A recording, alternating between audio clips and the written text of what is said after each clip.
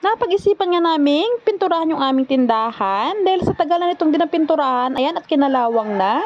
Dahil walang pasok si kuya sa school, ayan, at siya ang nagpintura. At yung papa naman namin, hindi nakapasok kasi may importanteng lakad. Siya naman ang nag-aayos sa loob. Buti na nga lang at hindi nagrereklamo yung kuya namin kahit anong iutos mo dyan.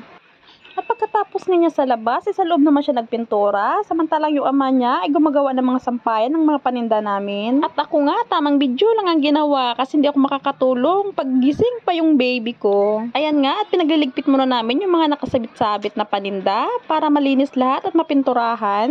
At ayan nga, nakatulog na rin yung baby ko at nilagay ko na sa duyan niya at ako naman ang tumulong sa pagpintura.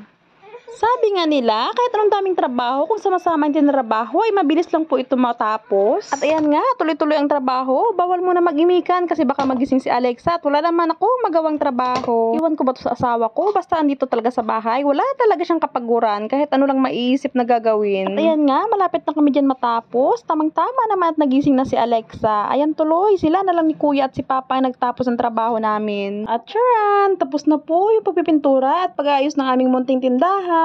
Thank you, Lord. Sana po lumago pa kayo at makakasama namin kayo habang buhay. At hanggang dito na lang po muna for today's video, guys. Maraming salamat po sa walang sawang panonood sa video ko. Thank you, thank you.